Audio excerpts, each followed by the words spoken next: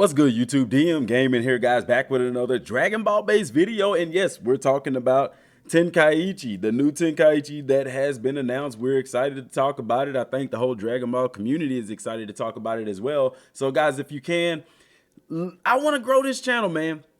The way to make that happen is by hitting the like button. The more likes that we get, YouTube is going to push this video. It's going to help us, man. So leave a like if you're watching the video. So looking at what DBS Hype tweeted out earlier, I want to dive into some stuff. He says here, DBZ Budokai Tenkaichi 4 is in development under the code name Dragon Ball Sparking Zero. Now, in Japan, they call it Sparking. Okay. Anyway, a placeholder until the title was revealed, which we all know that. It's normally, like they did, he said here, Kakarot was called Project Z, which it was. The Z was Dragon Ball Z Kakarot. But this one is literally called Dragon Ball Sparking Zero. Like that, he says it's a placeholder, but guys, that's probably the actual name. I don't know. It could be Dragon Ball's Sparking Super, which would be Dragon Ball Tenkaichi Super. It could be literally that, Dragon Ball Tenkaichi Zero. Who knows? Honestly, who cares at this point? Not me. I'm not so concerned with the title. I'm more concerned about the game itself. Now, what is interesting is that it's Dragon Ball. He did have to edit this because at first he put Dragon Ball Z Sparking Zero, but no, it's Dragon Ball, which, guys, in the manga, even Z was considered, it was called Dragon Ball. The title of the manga isn't Dragon Ball Z, like when they did it in the manga. It was Dragon Ball. It's just called Dragon Ball, okay? You have Dragon Ball, then you have the Z era, and right now we have the Super era. And then they also did the GT era, but it's all Dragon Ball. Now, there are some important things that I want to talk about because I did watch a video. One of y'all sent me a video about a guy talking about 5 things that needed to be right with the game. Guys, and I said this in the last video, and let me be clear. I'm just going to jump straight into it. The Tenkaichi series had a plethora of characters. It had a plethora of content. This will be a sequel to the Tenkaichi series, the Budokai Tenkaichi series. But like I told y'all in the last video, you have to go into this with the right mindset. When those Budokai Tenkaichi games came out, guys, when these games came out, we were in an era in gaming where DLC pretty much didn't exist. Any extra content, if there were any, we got that through pre-order bonuses. All right. So with that being said, understand this. Like, guys, we don't expect a large character roster. Don't expect it. Expect a lot of DLC for this game. Expect this to be a game that lasts for 7-8 years. The reason I say that is because Bandai Namco's business model right now with the Dragon Ball games is one that is extensive. Aside from Dragon Ball FighterZ did have a window where they were releasing a lot of content, a lot of fighters, stuff like that. That one is a tad bit more difficult because the thing about fighters is each fighter has individual fighting style. Unlike Xenoverse, the fighting styles are extremely similar, if not the same. Tenkaichi is one of those games where every fighter doesn't exactly have a different fighting style per se. You have some that are similar fighting styles, but they all have different special attacks. You know, so Bandai Namco's business model right now, it's to extend these games almost like a service. Look at Kakarot. At first, after the Trunks DLC, they said they were doing no more DLCs. And then what did I tell y'all? I said if the Trunks DLC sells well, they're going to change their mind on that. They did. New producer comes in. Now, all of a sudden, they're planning DLCs to the extent of a Xenoverse type game. Xenoverse 2, to this day, is still getting DLCs. And I told y'all, now, yeah, that was rumor a while back that they were going to do a Xenoverse 3. And they very well might, guys. But Xenoverse 2 has had so much DLC. And I think that was the big catalyst for Bandai to say, hey, we could just put these games out and just, golly, just give them DLC. They'll be happy. What makes you think this game is going to be any different? For a game that had over, I mean, including transformations, almost 200, well into the 100 of characters, playable characters and stuff like that. A plethora of playable characters and stages. Look at all these different maps.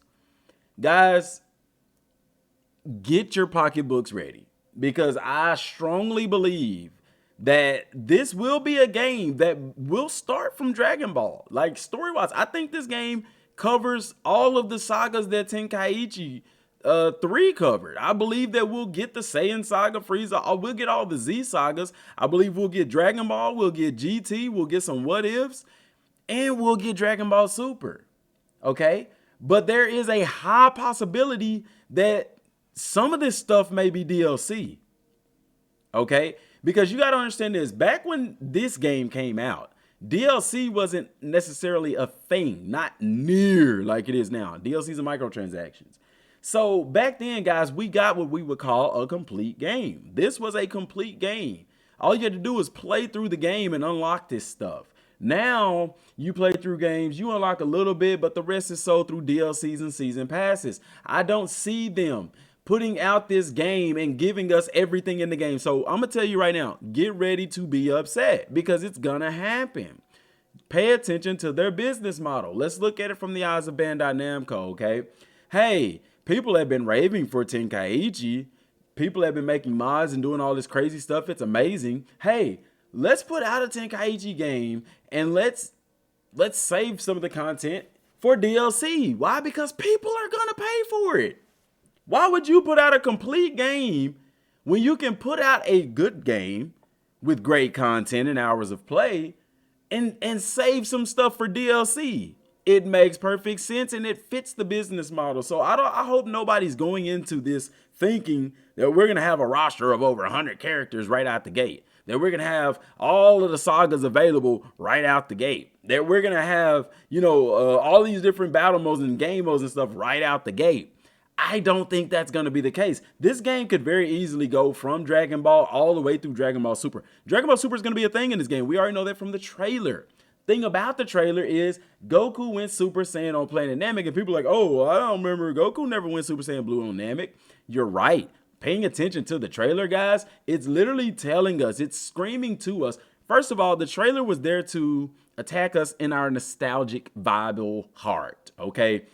It's nostalgic. Because what they're saying is, hey, guys, remember that feeling you had when Goku first went Super Saiyan on Planet Namek? How amazingly mind-blowing that feeling was? How that stuck with you? Hey, remember when you played Dragon Ball Z Budokai Tenkaichi series? How amazingly nostalgic that was. Guess what? We're bringing back not only that nostalgia with the new Budokai Tenkaichi game, but we're also going to create something that has never been done. And it's going to be so epic. It's going to place itself in your nostalgic mind right beside the time you remember very first seeing Goku go Super Saiyan on Planet Namek. They could have easily shown Goku going Super Saiyan Blue like he did in Fukasu no F. So why did they put it on Planet Namek? It's all a part of the plan, my guys. It's all part of the plan. Now, in the back of my mind, there's this possibility as well.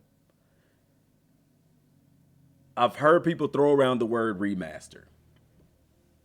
It is possible that they could be doing a remaster where they just add Super to the game. Is that possible? Yes. Do I think that's the case? No, because very credible sources have literally said this is a prequel. I mean, a sequel. I'm sorry. Prequel is before, sequel is after. With it being a sequel, that doesn't fall in the category of remaster. Okay. Also, note, guys, I strongly believe this game will not come out on Xbox One and PS4. Okay. I explained that in the last video. Okay. This is going to be the Dragon Ball game for next gen consoles. PC, PlayStation 5, Xbox One, Xbox Series X, because those things are in ready supply at this point in time. Okay, so if you don't have a next gen console, I would expect this game to drop next year. I believe we'll see some stuff for it at E3. But I would expect this game to drop sometime next year. A lot of Dragon Ball games tend to drop around February-ish, something like that. It's already in development. It's been in development. The fact that they released a trailer, this game, I would expect it to drop next year. I don't see this game dropping in 2 years. No, I expect the next year drop. Majority of times when they reveal a Dragon Ball game, it drops within a year. All right. Kakarot was revealed. It was supposed to have dropped that same year, but it got pushed back to January. Fighters was revealed and released within a year. Like, they do that with these Dragon Ball games. The reason I feel like this is next gen, guys, if you go and watch the trailer, you will see in the background how Planet Namek looks, the lighting and things like that, guys. Unreal Engine 5 is out. And remember what I told y'all, that they're waiting to release the next new Dragon Ball game on the Unreal Engine 5, and it's gonna be a next gen exclusive. I need to go dig that video up because it's buried within the 700 videos that I've done on Dragon Ball Z Kakarot. But Unreal Engine 5 releases. People have got to dibble and dabble in it. This is going to be an Unreal Engine 5 game. You can look at the background and tell. And that is going to be huge for this game. Matter of fact, in the next video, I'm going to tell you why this game being on the Unreal Engine 5 is the best possible thing that could have ever happened. And it is going to make this game the greatest Dragon Ball game to date.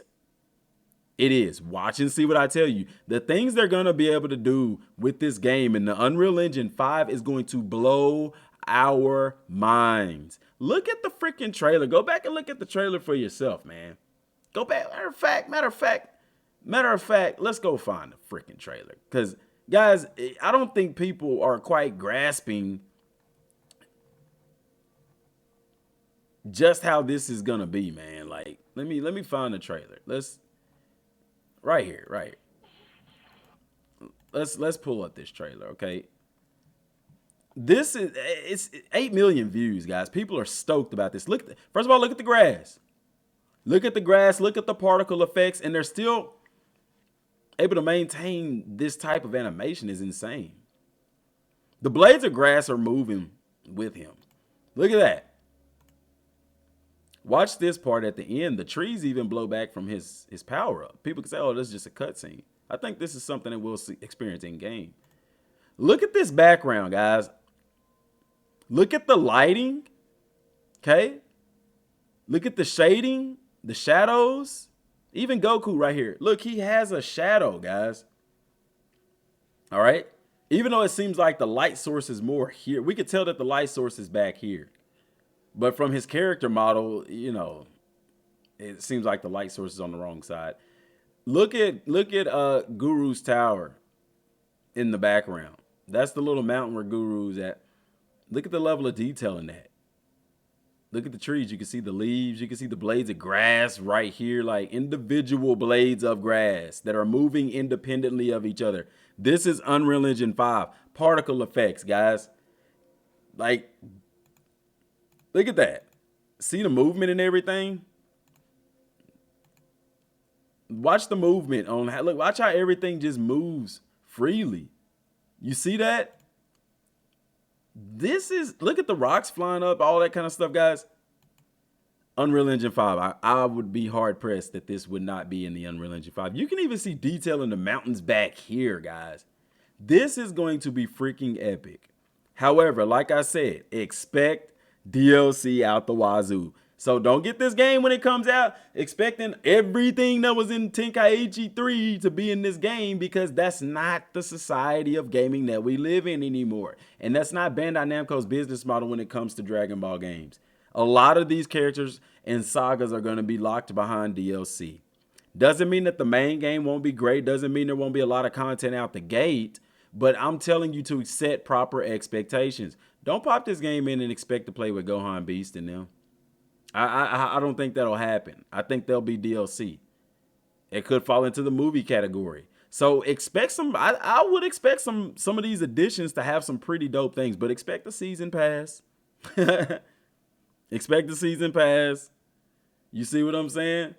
This game is gonna be nice. It's gonna be epic. It's gonna, we already seen the trailer. It's gonna freaking look amazing. All right. I'm expecting, if it's Unreal Engine 5, I'm gonna have to do a separate video on that. Y'all are going to want to see it. I'm going to bring up some of the things that I've brought up in previous videos when I talked about the Unreal Engine 5. That's why I want to do the video later, so I can pull up that video that I did about it and I can talk to y'all about it. I may just try to find it and pin it in the comments down below, but I'll definitely be going over it because it's arrived. It's here. Okay. So expect it. All right. Expect amazing things to come from this, guys. I'm super excited. I hope y'all are super excited. If you want the best, guys, subscribe to the channel because y'all know how we do it. I'm giving this game the Kakarot treatment. Okay. I'm giving this game the Kakarot treatment. Y'all know how that went, right? Let's go, man. Subscribe to the channel, guys, if you haven't. Man, this is going to take off, man. I cannot wait. I cannot wait to see this game in action. See the things that we're going to be able to do. But like I said, let's set proper expectations, guys. Expect DLC, expect season passes. Don't expect a big character roster right out the gate. Don't expect every saga right out the gate. Those things are going to come within time, okay? So that's all I got for right now, y'all. Have an amazing weekend. Till next time, thanks for watching. Peace.